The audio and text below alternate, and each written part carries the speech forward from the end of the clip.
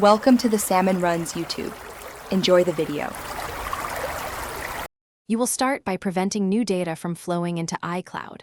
First, make a backup so you can restore if needed. Choose iCloud Backup or an encrypted computer backup. Once done, open Settings, tap your name, then iCloud.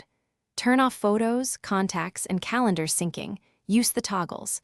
Make sure to choose Keep on iPhone or Remove from iPhone depending on whether you want local copies. This immediate action halts the most common background syncs while you continue.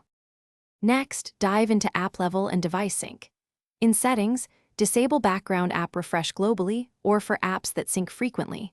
Also disable cellular access for those apps. Then, in iCloud settings, switch off iCloud Drive and uncheck individual app toggles so files stop syncing. If you use Finder or iTunes, connect your iPhone and disable Wi-Fi sync and automatic syncing for that device. This prevents computer-driven pushes. These steps cut off both mobile and desktop. To finish, sign out of iCloud on this iPhone if you want a complete stop. Go to Settings, tap your name, then sign out.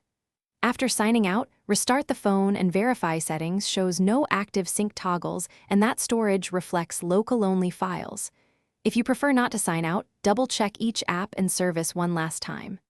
Troubleshooting tip: if syncing continues, make sure other devices using the same Apple ID are adjusted or signed out. Those can reintroduce syncs. Thanks for watching. Consider subscribing if we helped you.